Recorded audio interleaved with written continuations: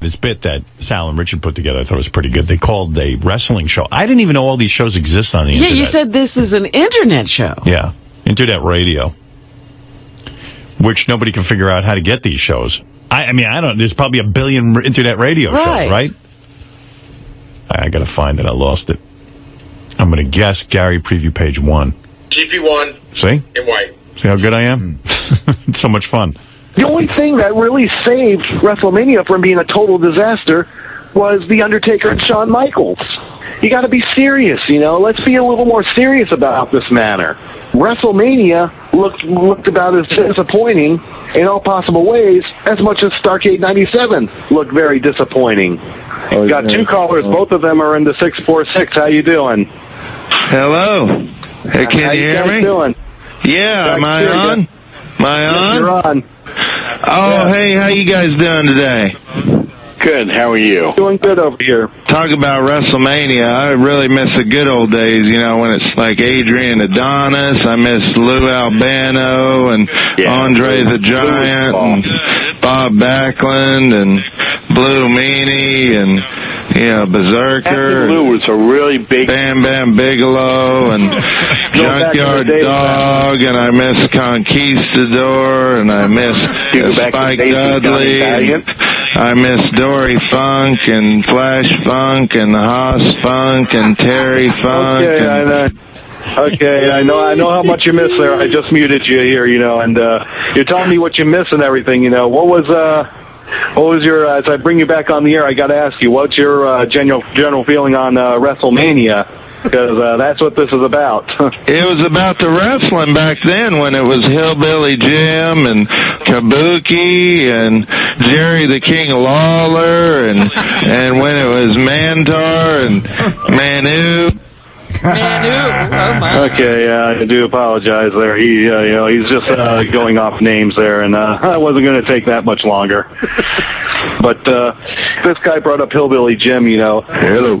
Caller, you're on the air. Okay. Yeah. You guys are talking about Hillbilly Jim? Yeah. He was one of my favorite wrestlers. I remember one time I was in Mobile, Alabama, and I saw Hillbilly Jim wrestle that night. And the great thing about him is that he was a man of the people. We went to a bar afterwards, and he was drinking beer with us, and, you know, we went into the bathroom, and I sucked his cock. It was huge. The guy was just a real good sport at all that shit. I loved him. Big Becker, too, man. He me like a wild animal. Okay, good enough for you. Good enough for you. You know, if you're gonna call up and do crank calls, you don't need to be here. You know, this is about WrestleMania. This is not about the things you want to do, buddy. Caller 646. I'm going to let you back on, but you don't need to be strolling with names.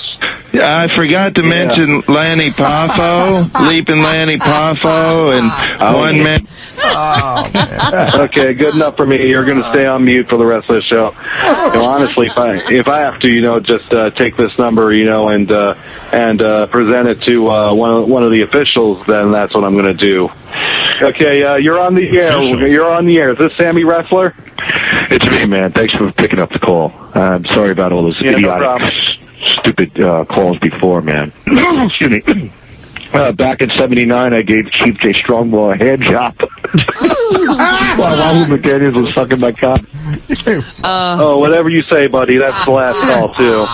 As a matter of fact, I'm going to let it be known that you're under the name Sammy Wrestler, and I'm going to just basically ask that you be taken care of. As a matter of fact, I'm going to go one step better, and I'm just going to throw the ban on you.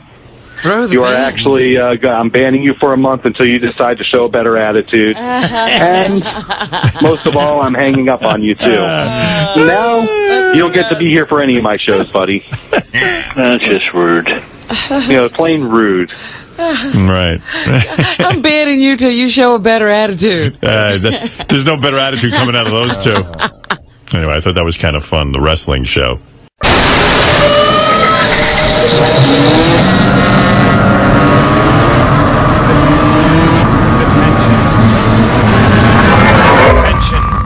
Do I have everybody's attention now? Hey now. Welcome to the Podcast Express, everybody. It's good to be back. It seems like it's been forever since we've been on, but it's only been a week. So much has happened. Got to give a shout out to Richard and Sal from the Howard Stern Show. So, Joe, how did you like the intro to the show today? Yeah, man, I was telling you off air, part of me loves it because I'm an immature asshole. I find shit like that funny. Another part of me, I did radio for like 6 to 8 years. I can't even remember. And I had shit like that happen to me all the time. And it's so damn frustrating when you're a broadcaster, especially when you're live on the air and you get somebody who just drops a line like that on you. But it's funny. There's nothing you can do but laugh at it. No. I know for a fact it happened to you because I did it to you one time. Yeah. I mean, I didn't say anything like that, but.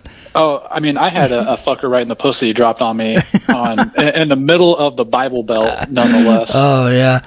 Yeah, because the station that you were on was owned, it was like part of a Christian network or something like that, wasn't it? Well, because you guys are putting on Christian concerts. Now it's since I left. Apparently, it took me leaving for them to get saved and go Christian. Right. I don't know if I left a bad taste there or something, but at the time, it was all country music and classic rock. So it wasn't quite that bad. We hadn't really reached our Christian, sponsors yet, which if that would have happened now, like it would have been awful. But luckily, it was mostly just drunk idiots at that time. So it wasn't a huge deal, but man, it's rough getting that. Yeah, that's so funny. All right, everybody, welcome to the Podcast Express. It's going to be a really good show today. Well, I hope you think it's a really good show. I know that there's a lot to talk about, and our top story is the Bullet Club invasion of Raw. So if some of you guys are following on Twitter, you guys follow the members of the Bullet Club. They decided to do a parody of the DX invasion of Nitro from back in 1998. The one in 1998, which we talked about on the show before whenever we were kind of going over our favorite DX memories from the 20th anniversary of DX becoming a unit. The DX members, they were in Norfolk, Virginia, and I think WWF was like up the road in a town close to Virginia. I don't know nothing about Virginia, so I apologize. But so they went to Norfolk where Nitro was at, and they got a tank, and they started to do this invasion thing. And I think the funniest part was whenever they were asking members of the audience that were waiting in line if they like WCW, and they say no, like who do you like more, DX? And then they would ask people if they had paid for their tickets, and everybody's like, no, we got them shits for free, and blah blah blah. And they aired it on Raw. Well, the Bullet Club, who they were all at Ring of Honor over the weekend in Las Vegas at the Sam's Town Casino, which I happened to used to live like really close to that. That was the casino that I went to all the time. They had tapings there all weekend, and the Young Bucks live in Ontario, California, I believe, or LA, something like that. And Raw was live in Ontario on Monday. And they had tweeted out earlier in the day, I think Brandy Rhodes did it. She said that they're going to be at the Hot Topic in the Ontario Mall, and for everybody to show up there. And I guess for the response they got from that, just going to Hot Topic and signing autographs and selling T-shirts to people, they then decided to do the invasion of Raw, and they took a huge crowd there with them from Hot Topic. And man, did you see Cody doing the Independence Day speech? Yeah, I watched that in full. I really like the video of it where right at the beginning you hear somebody say, is this from Independence Day? Like it took a second for them to catch on. I love the fact that he had that memorized, and he had to have done that spur of the moment. He just knows the whole speech. That's so fucking great. Yeah. Yeah. And they started asking people in the audience or in the crowd there if they had bought their tickets, and the audience was like, no. The same thing that DX did at WCW back in the day. And they did a bunch of other spoofs. They even, on Being the Elite, they had talked about WWE sending them cease and desist for the Suck It, for Cody Rhodes' last name, for Marty Scurll's umbrella. They did a whole thing where the WWE kidnapped Adam Page and forced him to watch 205 Live, which would be fucking torture, man. And and it's all done in parody. It's all done in good fun. I guess Vince McMahon did not think it was too funny. Yeah. So, Pro Wrestling Sheet, Wrestling Observer, and Sean Ross Sapp, who is a good follow for MMA and pro wrestling news of Fightful.com, they covered it. And apparently the WWE sent them a real cease and desist order, and they are no longer allowed to use the Too Sweet gimmick. Just the word Too Sweet. They're not allowed to say it. They're not allowed to put on merchandise. They're not allowed to do the Wolfpack hand gesture. that the NWO used to do. They're not allowed to do that anymore. They are being threatened with hundreds of $1,000s worth of lawsuits, I guess. Wow. That's a bunch of horseshit. And I think the Wolfpack hand gesture, I think that actually originated in WWF before Nash and Hall left. I think that was the Click. It was a Click, but they didn't do it on television. That was their backstage thing.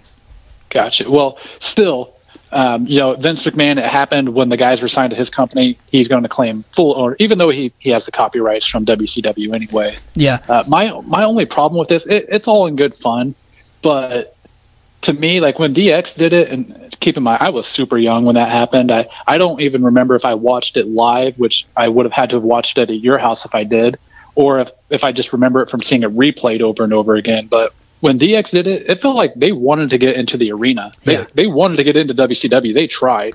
Cody Rhodes did not want to get into the Raw arena. No, he did not want to cause that much trouble. They were outside the arena. They were not trying to get in. They were doing a parody.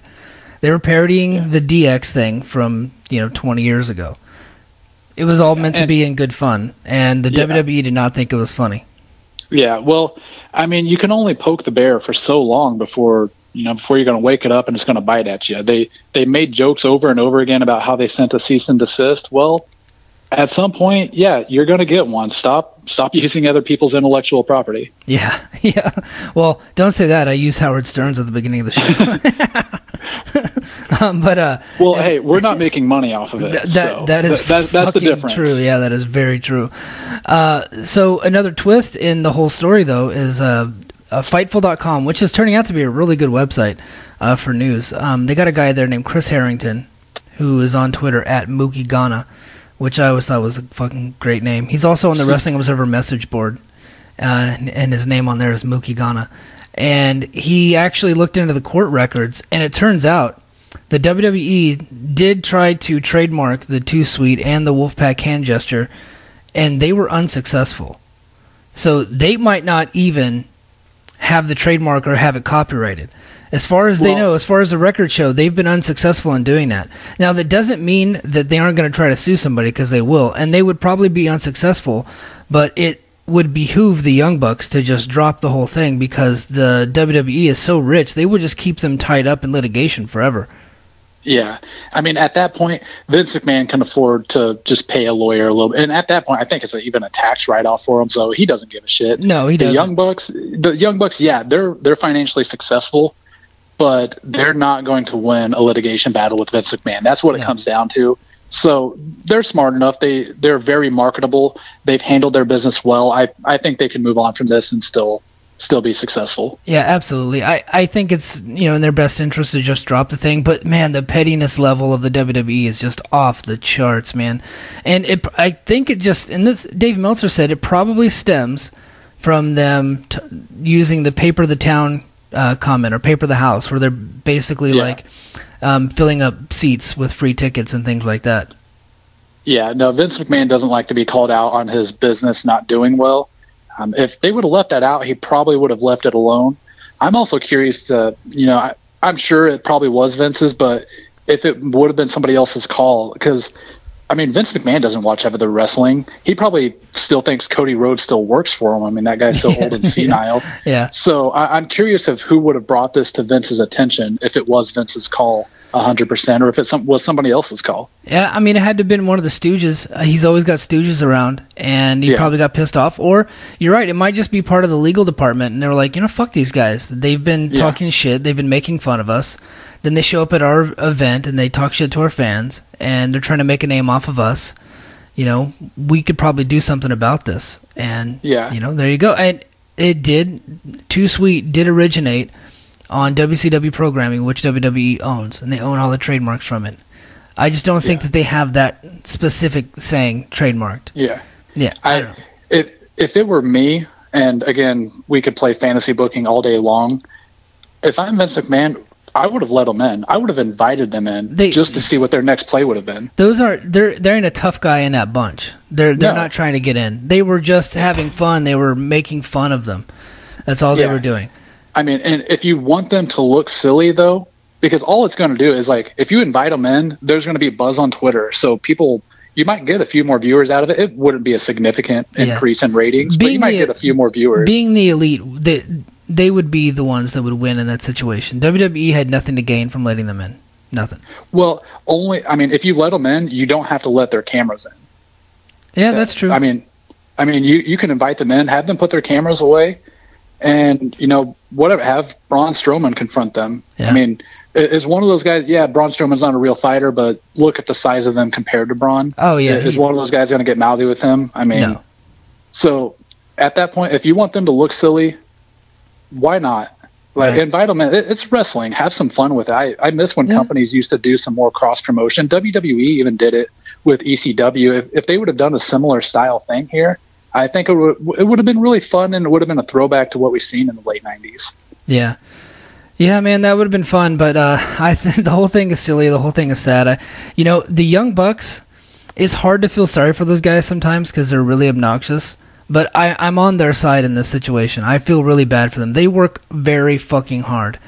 They might not be like, I guess obnoxious would be the only thing that I would say I would say I have a problem with.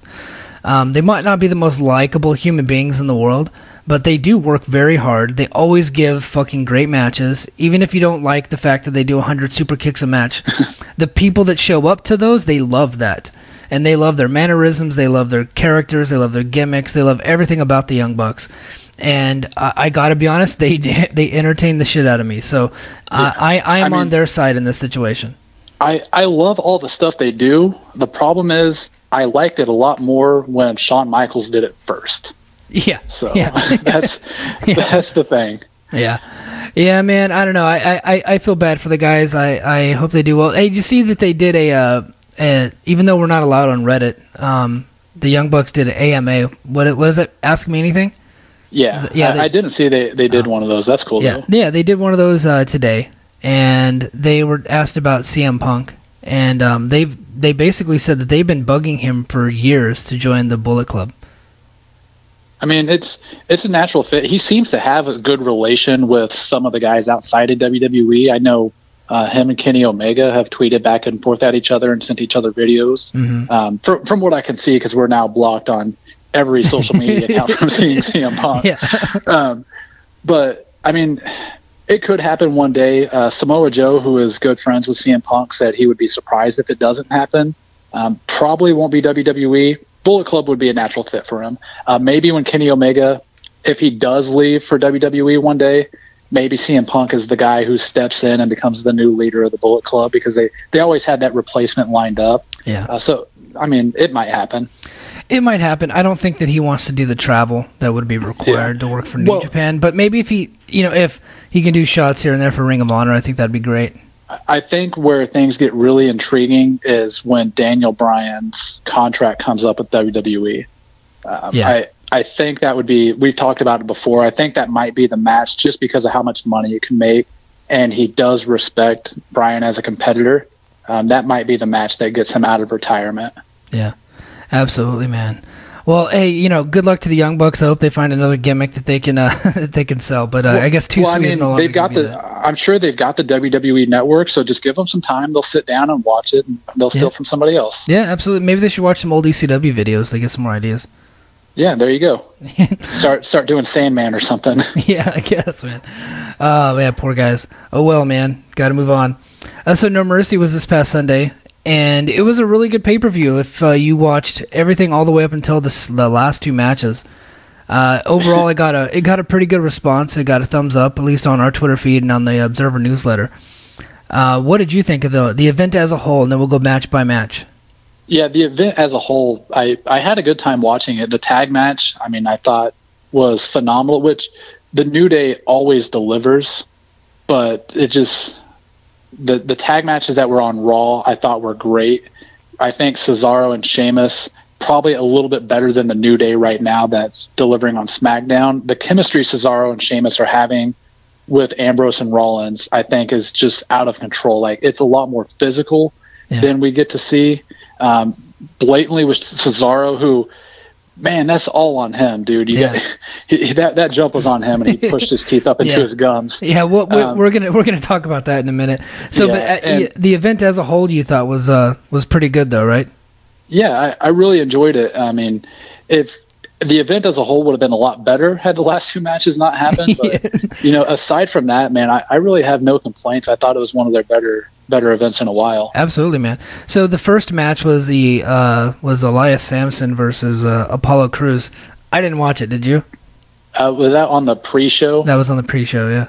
Yeah, that could have been my who gives a shit. Yeah. I didn't even realize that was a thing. And The Miz fought Jason Jordan for the Intercontinental title. And I gotta say, man, that was the one that opened the show. It was not on the pre-show, it was on the main card. And I gotta say, that one surprised me. It was a lot better than I thought it was going to be. Dave only gave it 2 3/4 stars. I thought that was an easy 3.5. Yeah, well, I think the thing that held it back for me is Jason Jordan's still kind of stuck, and he can do a couple moves, and they're all suplexes, which he's very explosive when he does them, but you have to learn to work a match as a whole. So really most of the match was just Jason Jordan getting beat down and then firing back in with a bunch of suplexes. Yeah. Which, I mean, that's all he did with American Alpha. He has all the talent, but he's got to learn to put a full match together outside of just a few explosive moves. And I think that's what held it back a little bit. Yeah, and I think the interview afterwards, so Miz beat him. He had a little bit of help in that, but he did beat Jason Jordan. And then afterwards, Jason Jordan gave the fucking worst post-match promo I've ever heard in my life. He's like, you fans, when my dad comes out here, you chant, you suck at him, but Miz sucks. Yeah. And that was it. What the fuck? Is he allergic to money or something? Like, I don't get it. Like, how the fuck do you go out there after that match and they tell you beforehand you're going to have a promo, and I'm sure they give you something to say, but damn it, man, make yourself a star. What is that crap? I have no idea. And the bad part is he was one of the originals in NXT, and they spend a shit ton of time doing nothing but promos. Yeah. I mean, he was there when Dusty... all that training? Right, he was there when Dusty Rhodes was there, and Dusty Rhodes was doing those promo classes. It seems as if he learned nothing. I don't understand how you can have all that training and just come out that flat. Yeah, he's got to be one of the most bland motherfuckers on the planet. Yeah. All right, so the next match is the one that you were already talking about. It was Dean Ambrose and Seth Rollins against Cesaro. the Bar. Cesaro and Sheamus. I thought this was not even close match of the night. On our Twitter feed, we had a lot of responses for this match in our poll. We try to do polls after each match is on, doing star ratings, and the overwhelming majority, I think at 80%, had it at 5 stars. Although we didn't give half star ratings, we just went 2, 3, 4, 5. This match had everything. It had cool moves, just physicality, and then fucking Cesaro, man, just busting his teeth on the top of the ring post, and he knew that it was money at that point. He made sure to look into the camera and have his face in the camera with the blood coming down. And when he did that, when he did the cross face, and he had his mouth open and the blood was just pouring out, that was awesome. Yeah, man, how has this guy never been pushed as a singles competitor? Like, he's one of the best wrestlers on the roster. Yeah. He's charismatic. I guess the only thing holding him back is his accent, but the guy speaks like 10 different languages. Like, give me a freaking break. Yeah. He's such a natural with working the camera, working the ring, working the crowd. He's got everything that you want. He's great. It almost makes me wonder if he did that on purpose, because you can't put that at all. I mean, it was the way he jumped. Like, it was all on him. Like, he's the only reason that happened. Yeah. But, man. It's funny. I didn't even see it live. Like, so I saw the whole pay-per-view live, but during the match, I got up to go get a water, and I come back, and he's bleeding, and that's when I tweeted out, did Sheamus hit him? He's bleeding. Yeah. Because Sheamus has he has a reputation. He has a history of busting people being a little rough. Yeah, yeah. But man, this was an awesome fucking match. I thought it was gonna get not to be too nitpicky with Dave, but I thought it was gonna get more than 4 1/4 stars. I thought it was closer to 5 than he thought. But man, this was just an awesome match. Dean and Seth retain here, and Cesaro's gonna have to have oral surgery. And so initially it looked like his teeth were knocked out, but no, they were just jammed up into his gums, dude. That is fucking gnarly. Yeah, I can't imagine how freaking painful that would be. Like, it looked like he'd maybe just chipped them, but to just shove them back up there in the gums, that's got to be painful. Yeah, I guess he's going to have a root canal, and they're going to have to bring his teeth down, man, and he's probably going to be out a little bit, but wow, that was insane. One of the craziest injuries I've seen, just because, anything in the mouth and the teeth just, I don't know, gives me the heebie-jeebies. Yeah, but it made for a hell of a photo op, though. Yeah, it did. All right, so the next match was the women's five-way. Alexa Bliss retained. They did a couple spots. It was all right. Yeah, it wasn't a bad match, but my frustration with it is, why the hell do you put Bayley in the match just to have her take the pin again? Like, what did Bayley do backstage to make her? She's being buried more than any competitor in recent memory. Vince just doesn't see the appeal, I guess. I don't know, but I think she's a great wrestler. She got a great character, but Vince just doesn't see her as a champion or a star. Well, and the crazy part is, like, a big thing he likes to look at is merchandise sales. Yeah. When she was in NXT, she was outselling several of the top main roster men. Like, she was one of the top merchandise movers, period. Yeah. So I don't know what would have happened between now and then. That argument only works for people he likes. Yeah, true. So, I mean, honestly, like, Emma is probably the least popular of the whole group and has the least star potential. She should have been the one to take the pin, but, what are you going to do? So, anyway, Alexa Bliss retains in a five-way, got 3.5 stars. I think I agree with that. Give or take. That was right where I had it. And, sounds like Alexa Bliss is going to get Mickie James with the winner getting Asuka in the future, so... Yeah, they did a whole feud where, like, Alexa called her old. It's like, who cares, dude? It's like they're starting a feud over someone calling somebody else old. Well, I mean, for women, that's a huge insult. Yeah, I guess. But let's keep that in mind. And it sounds like it was more of a way to introduce what the character Mickie used on the Indies, where she was kind of country girl Mickie, where she was kind of heelish, but not like stalker slutty Mickie James that was originally the heel in WWE. Yeah. So maybe just something to refresh her and get a new feud in there for the title. And she'll probably put out a couple shitty country songs too, I'm sure. Yeah, I think she did. Yeah. And they were awful. Yeah. And I can tell you, like, I've seen Asuka wrestle both women. I seen her wrestle Alexa in person, and it was really good. And she did wrestle Mickie in Mickey's first match back with WWE down in NXT when they were in Toronto, and it was solid there. So they could really go either way with this feud, and I think it'll set up fine for a natural transition to Asuka. Yeah. So the next match was Roman Reigns and John Cena, and I thought this match was incredible. I didn't think it was 5-star. I thought Dave scored this correctly, 4.25. My only gripe, I hate people kicking out of multiple finishers. But as you can see, they did this in this match, and they did it in their Lesnar-Strowman match, where Roman Reigns kicked out of John Cena's finisher multiple times. I think 3 times, even one time off the top rope. And then he hits his finisher once, and then pins Cena clean. I like the fact that they did a clean finish. I think the right guy won here because, obviously Cena's going to be gone for a while. It just kind of rubbed me the wrong way that, I don't think that he should have kicked out of the finisher multiple times because John Cena's AA finisher is, can you even call it a finisher? It's more like a transition move now. Yeah, I mean, in the prime of his career, it was probably one of the most protected finishers in pro wrestling, period, but... Yeah, it's been kicked out of a lot recently, which, looking at things, you could say, he's older, maybe not as effective.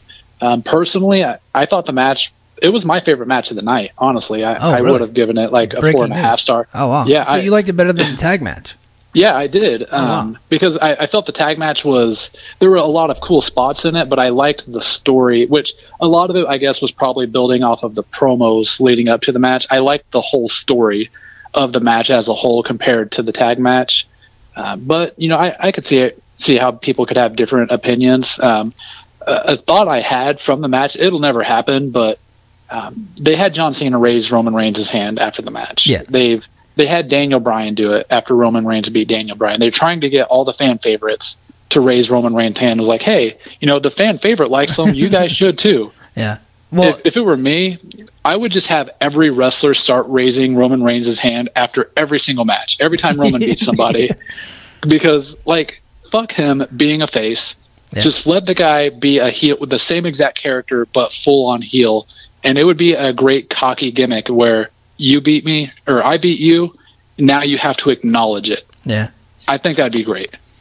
Yeah, it's something that could work, but I don't see it happening because, as we're going to get to in a little bit, I think he's going to be reunited with a couple of his buddies and do that. So back to babyface, or stay in babyface for him for a long time. Should we even talk about this next match? I mean, a match happened. I guess we have to. Enzo Amore pinned Neville. It was a basic nothing match, and there at the end, so Neville had kicked Enzo Amore outside of the ring and then knocked him over some crap, and then got back into the ring. He was being counted out, and Neville, the heel, was going to accept a count out, which makes sense. But then Enzo grabbed Neville's championship, and then the referee just all of a sudden stopped the count. Like, whoa, wait a minute, you can't do that. I got to stop this count. And Neville and the referee are arguing back and forth, and then Enzo gets back in the ring, distracts the ref, hits Neville low, and then wins the title. It's just and then that was it. And then the next night on Raw, they actually closed the show with Enzo bragging, and then which was one of the worst quarter hours in the history of Raw or something like that, as far as ratings go. And then after the show, all of the cruiserweights beat his ass, and then Braun Strowman beat his ass. So Enzo, which I think is probably a good thing because he's kind of a douche. He's a full-blown heel now. He's a heel who they're going to try to keep a face with the fans. That way his merchandise, because for some reason he's one of the top merchandise sellers. I mean, he moves a lot of merch. I mean, he's a well-spoken guy. So he's going to be a heel to the wrestlers, but still trying to be a face to the crowd, which is, I guess, the opposite of what Roman Reigns is. Yeah. I don't know. When have you ever seen an entire division beat the shit out of one guy in the division? Yeah. And then on 205 Live, I got to admit this, I watched the YouTube video today because Dave was talking about it on Wrestling Observer Radio. He said Enzo was great on 205 Live. He said 205 Live is now the Enzo Amore show.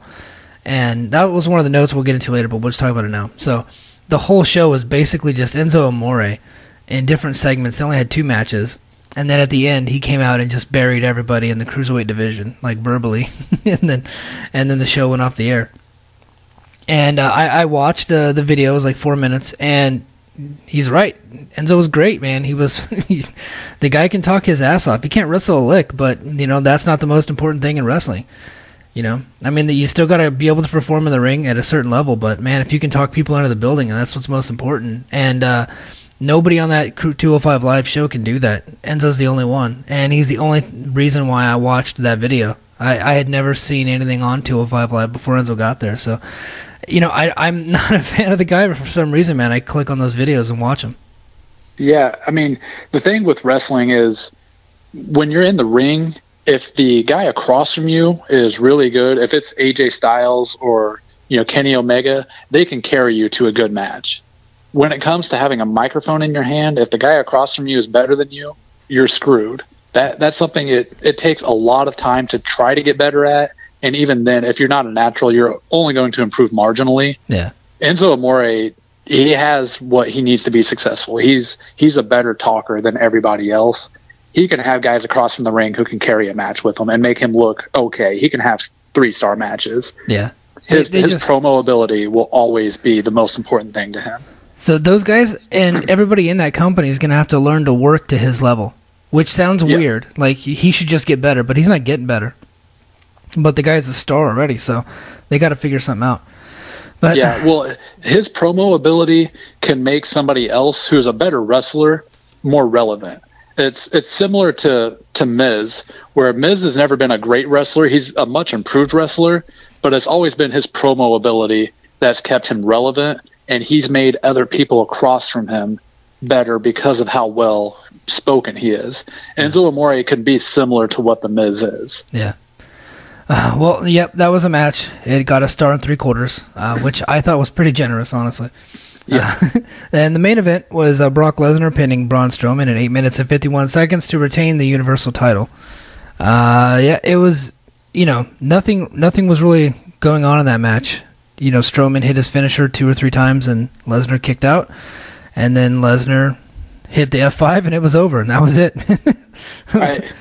I absolutely do not understand anything about why do you build up Braun Strowman so much just to have that happen? Like, if you want to have him lose, fine, but the entire feud building up to it was that Braun had completely destroyed Brock. When Brock tried to do the suplex on him and Braun immediately stood up, you built Braun up and then one finisher puts him down. Like, that just makes him look weak. And yeah, I'm sure he can recover from it, but why build him up so much just to have him lose like that? Well, they built him up so that way Brock can beat him, so that way Brock and Roman are the 2 strongest guys going into WrestleMania. That's old school, classic booking. I just think they got the wrong guy. I think Strowman's the guy. I do. I think he's going to be, obviously he's going to be around a lot longer than Brock. They can rehabilitate him. I thought they did a pretty decent job the next night, although I would have liked to see him beat up more people. But I think anytime he comes around, everyone should run. Yeah. I think the announcers should run. I think everybody should run, right?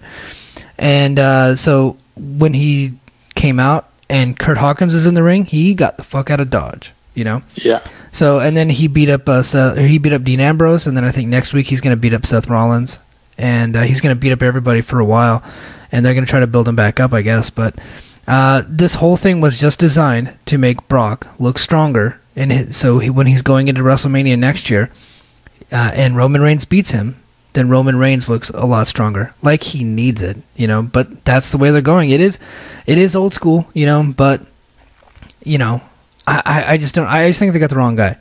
I think Braun Strowman is the guy. Honestly, what they should do is they should move Strowman over to SmackDown now.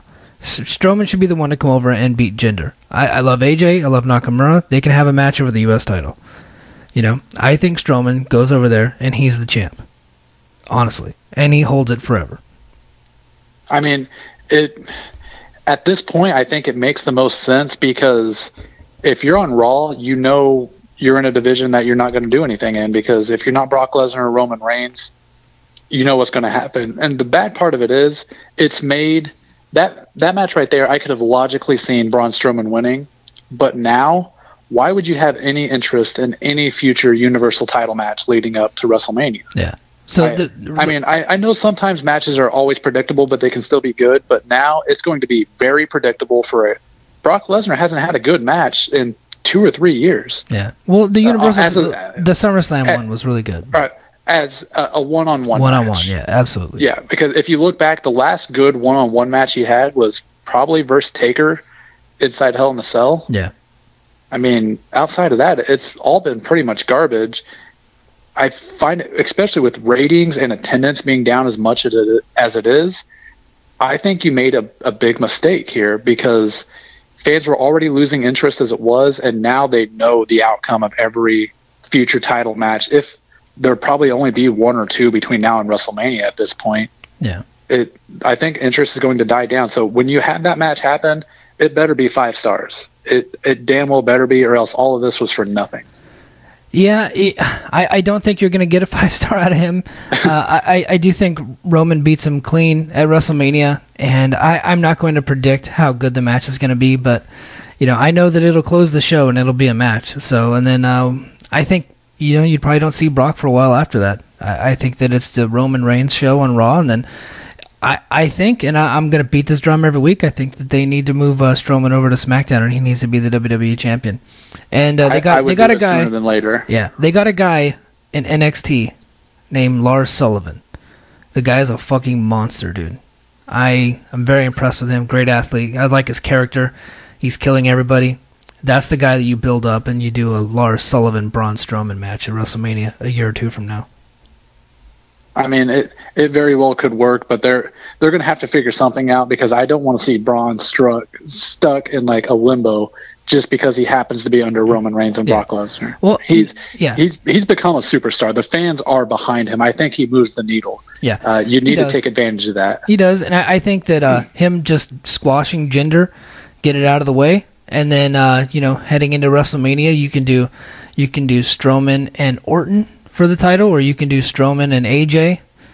I think that would be good. AJ can work with anybody. I don't think Strowman Nakamura would be very good. Honestly, the match I want to see for WrestleMania next year is AJ and Nakamura. But if they're not going to do that, if all the eggs are going towards the Braun Strowman basket, I think that he's the WWE champion heading into WrestleMania, and then Roman Reigns wins the Universal title at Mania over Brock. Yeah. And then those are your two flagship guys right there. Kind of like back in the day when they had Cena on one, and then I think Orton was on the other. I think that's what they do. Well, I think it was Cena on one and Batista on the other. Yeah. Yeah. Honestly, the more you talk about it, I think what would make sense for a natural transition is have Braun win the Royal Rumble and let him pick his champion, pick the SmackDown guy, and then from there, Roman Reigns could just call out Brock Lesnar, because he's done it before where he's said he gets a title shot because he's the big dog. Yeah. He's the guy who put Undertaker down. He's the guy who put John Cena down. So he's the guy who gets Brock Lesnar. Because if you have Roman Reigns win the Royal Rumble again, I think fans would literally riot at that point. Yeah. Especially it's in Philadelphia again this year. Oh man, that would be brutal. And you're not going to have The Rock there to come out and raise his hand afterwards. No, not at all. So I think have Braun win the Royal Rumble. That way you have a natural transition to he can call out the SmackDown champion. Go ahead and move him over to SmackDown there, and then let Roman Reigns call out Brock Lesnar. Yeah. All right, man, so that's going to do it for our No Mercy review. I think we both agree that overall it was a pretty good show, and the top two matches were Cena versus Reigns and The Bar versus the Fake Shield. So we're going to get on to some UFC news. I don't want to spend too much time on UFC this week. There's not a whole lot going on. Just I thought some interesting news and matches that are being kind of rumored, and some have even been announced. So our top UFC story is, surprise, surprise, Dana White is a fucking liar. So earlier this week, Dana White absolutely flat out refused and denied that Diaz versus McGregor was going to be happening. Well, it turns out, it looks like it's being rumored for December 30th in Las Vegas. Or McGregor's coach has said possibly even St. Patrick's Day in March. But I think earlier the better, especially because they want to, they got a lot of debts to pay off this year. So I think that's a really big fight. Diaz-McGregor 3 in December. I think that it does close to 2 million pay-per-view buys. This is huge, man. Yeah, I'm right there with you. I've paid for every Conor McGregor fight that's been on pay-per-view. I feel like coming off of the Floyd Mayweather experience, I'll call it, and the fact that the first two fights, even though the first one lasted like a round and a half, the first two fights were really fun. Right. Fans know what they're going to get. I mean, I would be shocked if it doesn't do over 2 million buys whenever it happens. I would do it earlier, the better, like you said, because I think Canelo versus Triple G is going to happen again probably in May. So go ahead and distance yourself from that a little bit and try to get yours in there first. Yep. That way people make sure they spend your money with your product and not with another one. Absolutely. Also, Matt Brown, he said he's going to retire after his fight with Diego Sanchez on 11/11. Kinda. He also said that he's going to keep himself in the USADA testing pool just in case. So, but he's been knocked out quite a bit lately, so I think it's good for him to retire. Same thing with Diego Sanchez, man. That guy's taking a beating too. Dave had a big story about CTE today. I think those two guys are definitely candidates. Prime candidates for that study. Yeah, Alistair Overeem is scheduled to be demolished at the hands of Francis Ngannou on December 2nd in Las Vegas. Francis Ngannou is going to kill this dude, man. Alistair Overeem at one point in time was one of the top heavyweights in the world, and then the USADA testing thing came around, and you could tell that he's still a very skilled fighter, but his chin is pretty weak now. He gets knocked out a lot, and I think Ngannou's going to touch him one time, and it's over. Yeah. I mean, I didn't even realize Overeem was still fighting. I thought the guy's career had ended at least 2 years ago. good for him for keeping his name relevant again. But yeah, he's probably just going to get demolished here. And I'm fine with that because I've never liked him as a person. I think he's annoying as hell. So I want to see him get his ass kicked. Yeah, and Alistar listens to techno. What a douche. Yeah, so that's all you need to know about Alistar Overeem. Okay. All right, Dominic Cruz is going to fight Jimmy Rivera on December 30th. That's going to be a really good fight. Very interesting fight. Jimmy Rivera is a very tough guy, very underrated guy. He's got a lot of wins in the UFC. I think he lost a very controversial decision to Uriah Faber, and that was really the only fight he's lost. He's been in every single fight. I honestly thought he won that fight against Faber, but Faber got the famous guy decision, I guess. I'm going to go out on a limb here, and I'm going to go and say Jimmy Rivera wins this fight. Yeah, and Cruz's only 2 losses. He's got the one to Faber and one to Garbrandt for the title, right? Right. Yeah, so I think it'll be a fun matchup. And, man, I never thought that when Dominic Cruz first got into the UFC, I hated him so much. Yeah. I rooted for him to get his ass kicked every single time. I never thought I would start cheering for the guy. But after everything he's been through, I think he's had like 3 or 4 knee surgeries, and then he came back after like a 3-year layoff and got probably one of his first career knockouts ever in the UFC. Yeah. I really got behind him, and the time I finally start rooting for him, he goes out and gets picked apart by Garbrandt. So I would like to see that fight again. I hope Cruz wins because I'd like to see the rematch. Yeah, I think it's going to be a really good fight. I don't think that he should have taken this fight if he's trying to get a quick path to the title shot, but what are you going to do? The UFC just makes the matches for you, so he's not Conor McGregor. He can't pick and choose. Right. He's not a huge draw, so he has to fight who's in front of him. Yep. Alrighty, so that's going to do it for our UFC news. They did have a fight this weekend, but none of us watched it, so I'm not even going to talk about it. What are you going to do? All right, so WWE news. Let's go with the injury report first. So we talked about it earlier, man. Cesaro has to have oral surgery. Jeff Hardy also has to have surgery for a torn labrum and a torn rotator cuff. Fuck. That is awful. Yeah, is that a similar surgery to what you've had? Yeah, well, so I had the labrum surgery, and he's having a torn rotator cuff and labrum surgery on the same arm.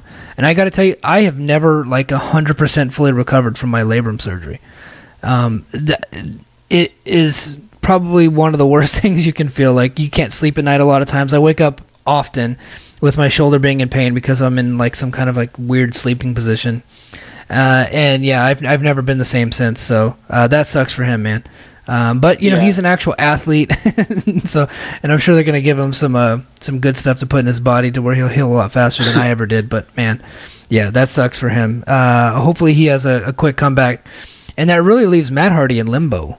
I don't know what they're going to do with him now. Maybe they move him to SmackDown. I don't know. They're not obviously going to do the broken gimmick. So apparently he's got a lot of ideas for himself for this time, because Hardy's probably going to be out 6 months. Or Jeff Hardy's probably going to be out 6 months. So, I just don't know where that leaves Matt Hardy. Or, was he going to feud with Goldust or something? I don't know. I don't know. I would like for them to get this broken gimmick resolved because I think now would be a perfect time to use it.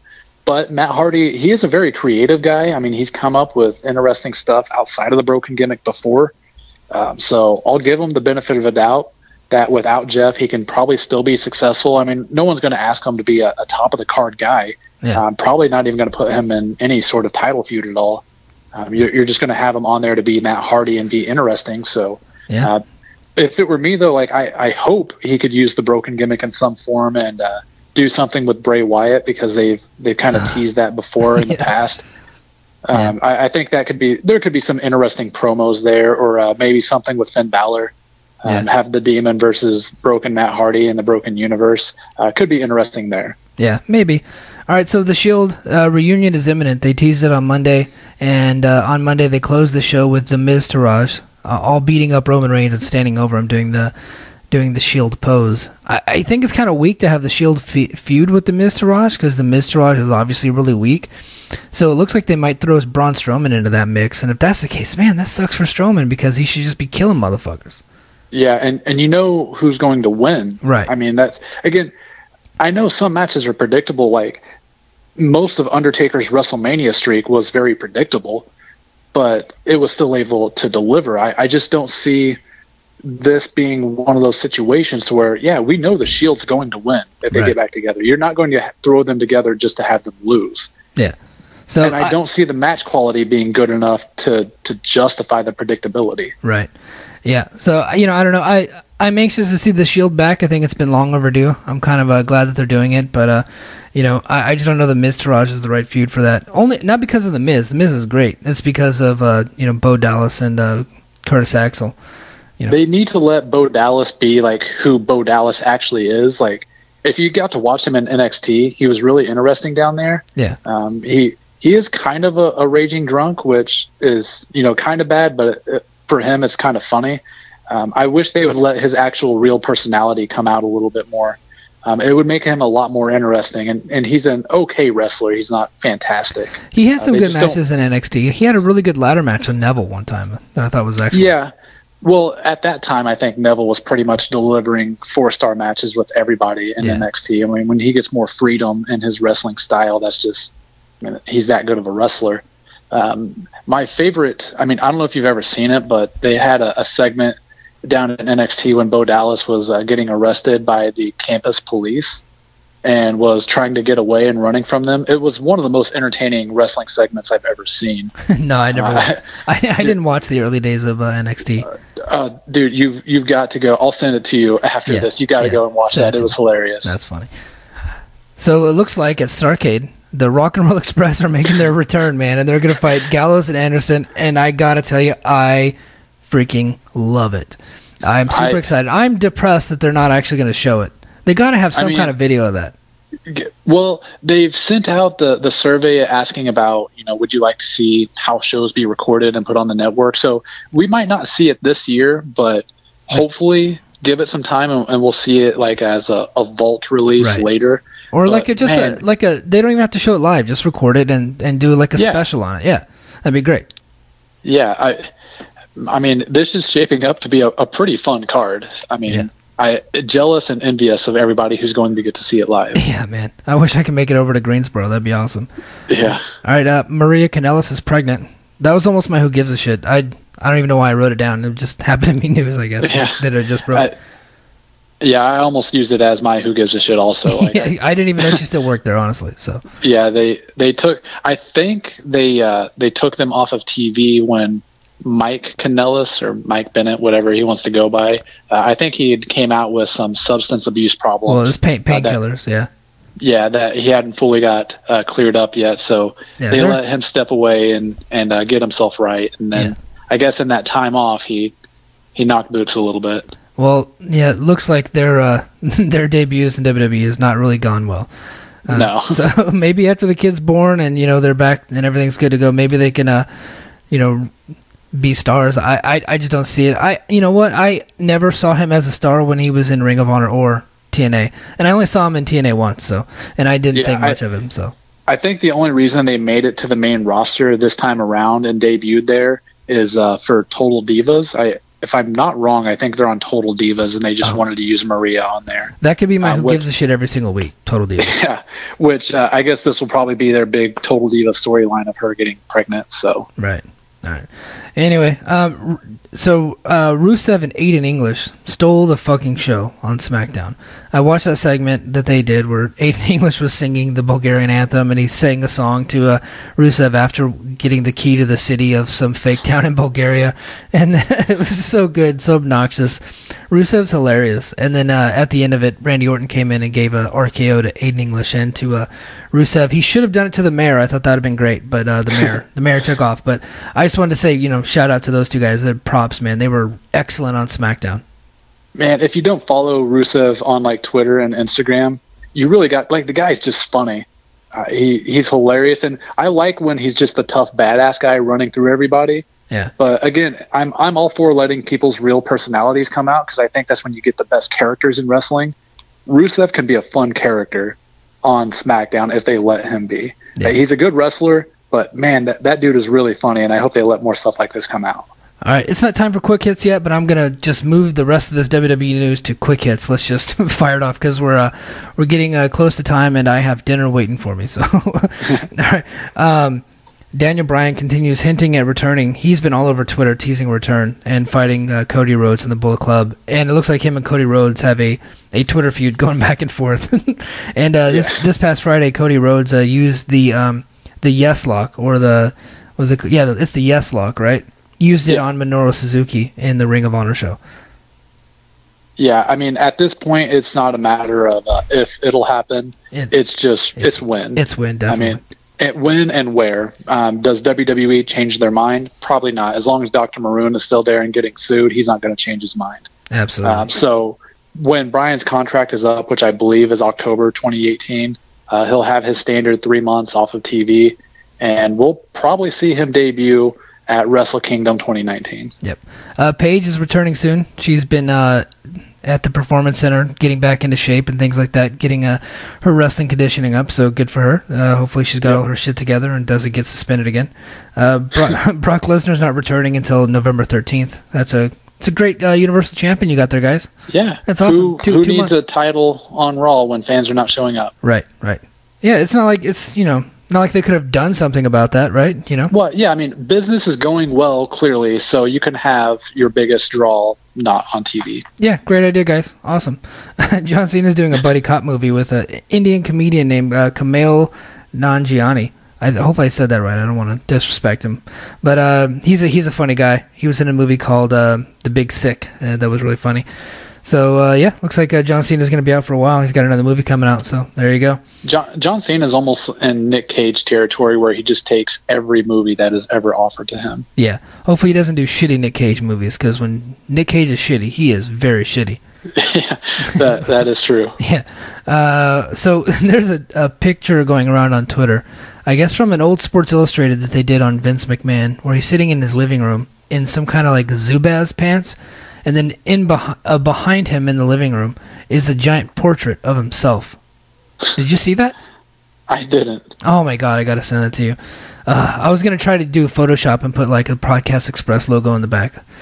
Somebody else had already done that, so I thought we'd do it for our show. But oh man, I can't believe you didn't see that. You got to step up your Twitter game, son.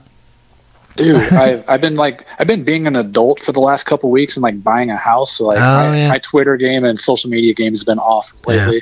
Yeah, what are you going to do? Dave Bautista is filming Escape Plan 3 with Sylvester Stallone. I don't know if you saw Escape Plan 1, but I don't know why they're making a third one. Because the original one was not good at all. It was with Stallone and Arnold Schwarzenegger. So, good for Dave Bautista. He gets to hang out with Sylvester Stallone. I mean, I thought that would be beneath him at this point. He's gotten some pretty big roles. He's in like Blade Runner coming up. He's got the Guardians of the Galaxy. Yeah, the guy's a big star, big movie star now, man. So, what are you gonna do? Cody Rhodes is signing. Cody, last name redacted. Signed an exclusive deal with Ring of Honor, so that's good for him. Good for them. Yeah, good for Ring of Honor. Hopefully, that grows their business a little bit more. He's been really good on the indies. So yeah.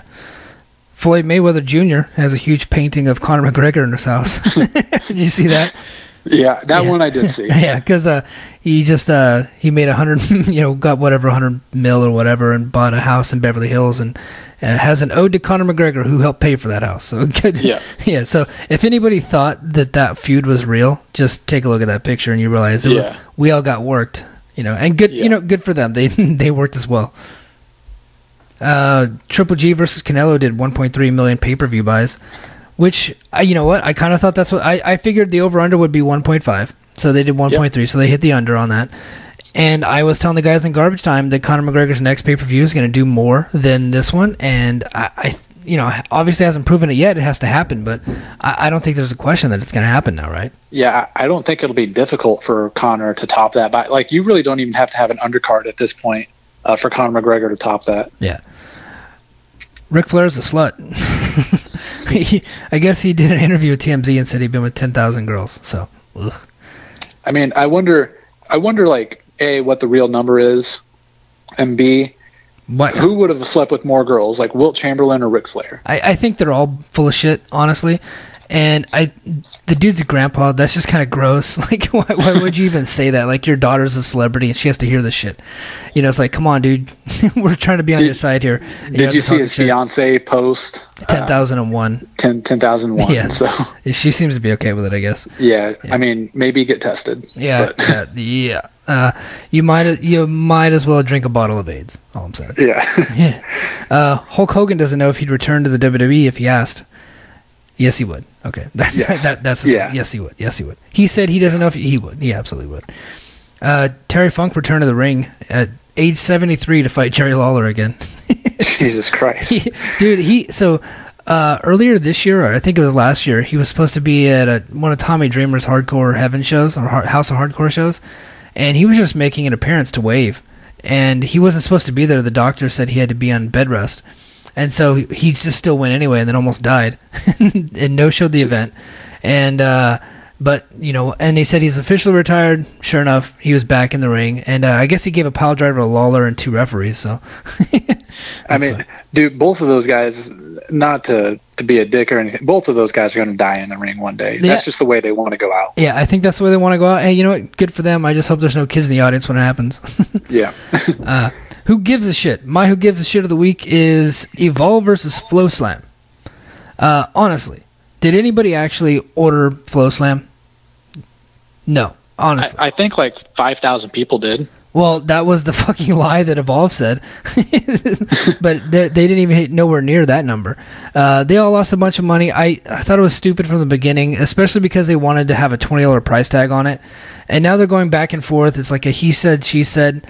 I say who gives a shit. Fuck them both. Yeah. My who gives a shit, I guess Billy Corgan, guy from Smashing Pumpkins, formerly of TNA, now owns NWA. That would have been relevant back in the 80s, but now I think most wrestling fans my age wouldn't even know what NWA is. Well, they do. It's a movie about Dr. Dre. That's what they think of. Exactly. Yeah. So who gives a shit? I mean, it's not relevant anymore. I mean, the last time that title was relevant was when ECW threw it down and said it's no longer relevant. Yeah, it was about to be relevant, and then Shane Douglas just said, no, it's not, and threw it down and held up the ECW title. That's funny. So it hasn't been relevant since. Prove me wrong, I guess. Maybe he turns into something and gets some relevance back, make some money off of it. I just say, who gives a shit? I don't see anything coming of it. Yeah, who gives a shit?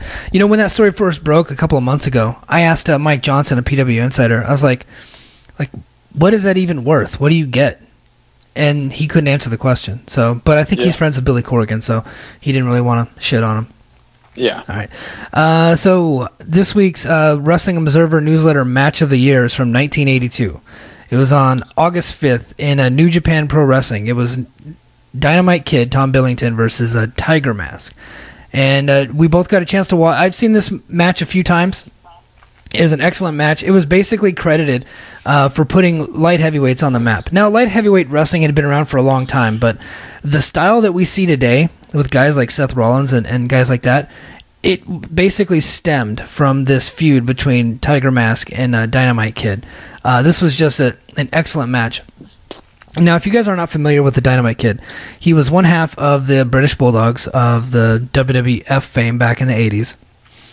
He's a British professional wrestler. He basically got his start in England and then went over to Stampede Wrestling in Calgary, where he wrestled with guys like Bret Hart and Davey Boy Smith. Owen came like 20 years later. Sorry, guys like that.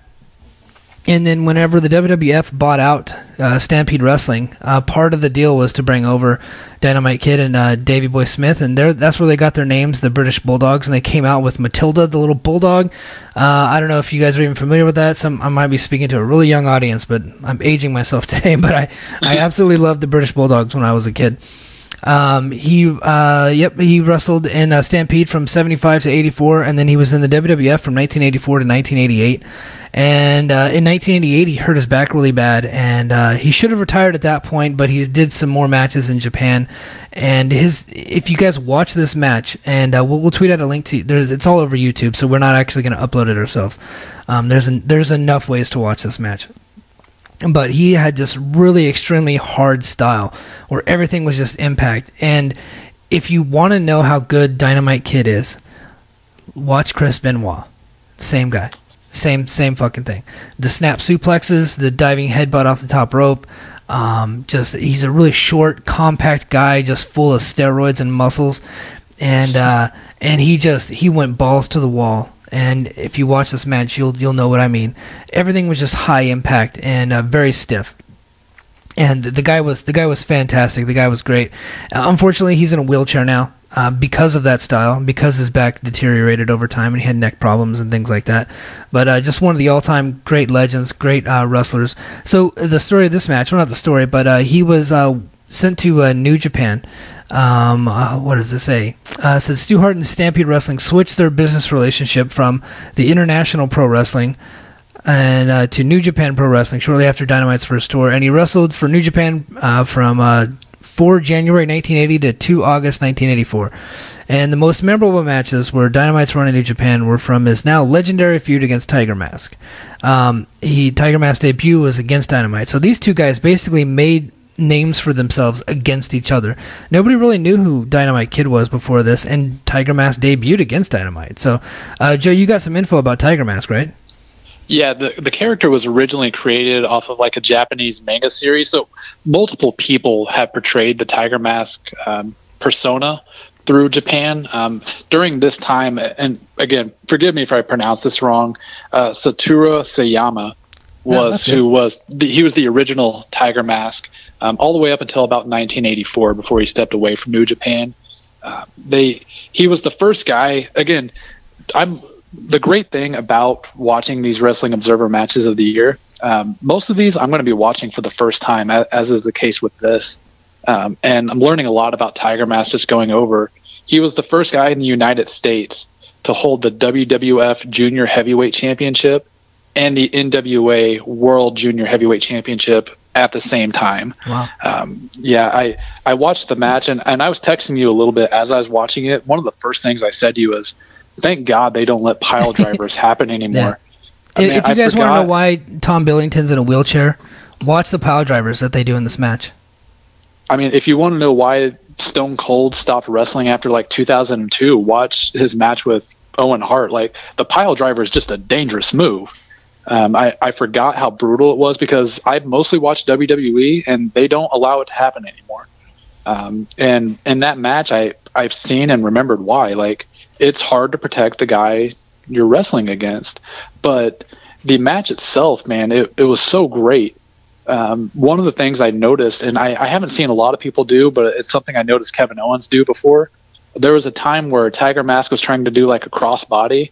And it normally, in most matches, if a wrestler is going to like reverse that or avoid it, they'll do something to it, like a drop kick, or they'll duck under it.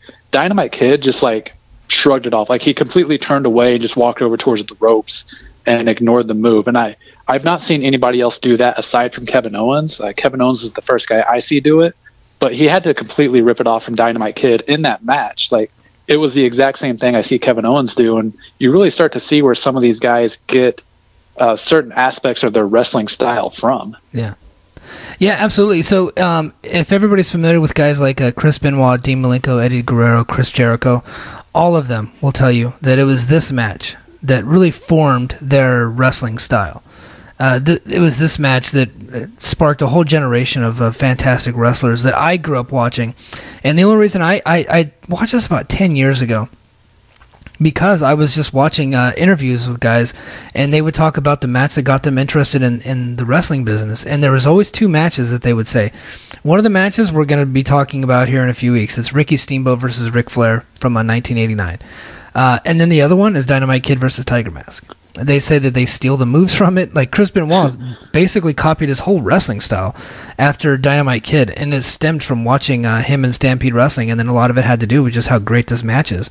A few years later, Benoit ended up going to Japan and having very similar type matches there. They almost even, they called him the Pegasus Kid for a while, put him in a mask, and because he resembled Dynamite Kid so much. So the first time I watched this match, I'll be honest, the Japanese commentary sometimes takes it away from me, but it did not take it away from me in this match. I was able to just kind of focus in and hone in and just check out the fucking awesome moves that they do. And it's hard to sometimes put some of these matches from, over 30 years ago into context of the time. Nobody was doing this shit back then. Yeah. Like, you did not see anything like this back then. This match was just insane for 1982.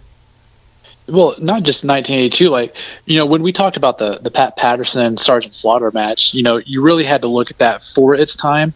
The Tiger Mask Dynamite Kid match, like today, that's still a really good match. Like, absolutely. Today, that's probably still a 4.5 star match. Like, it was great technical wrestling. It was physical. They had some high flying spots. They had some quick transitions, some chain wrestling. Like, they had a little bit of everything to where no matter what time period you're watching it in, it's still a great wrestling match. Yeah, absolutely. Well, Joe, I'm glad you got a chance to see that and talk about it here this week. I hope everybody goes out of their way to watch this match. And tell us what you think about the match. We'd like to hear from you. But, I think that's going to do it for this week. Until next week, I'm at Get Up Mike, and Joe, you are? At Joe Gilbert 1992, and we are located at the Pod Express. You can check us out on iTunes and YouTube. I gotta apologize, I didn't put in the episode last week on YouTube, but it's going up tonight. I have it ready, and then I'll make sure that this episode goes up this weekend onto YouTube. And tell your friends about the show. Tweet us, tell us what you like, tell us what you don't like, talk shit. I don't care, as long as you listen. Just give us feedback, even if it's fake feedback. I don't care. So, all right, have a good week, everybody. Oh, and be sure to check out the Garbage Time Points podcast. Hopefully next week they'll get us on. We were on a bye week this week. So, alrighty, that's gonna do it for us. We'll talk to you again next week. Bye.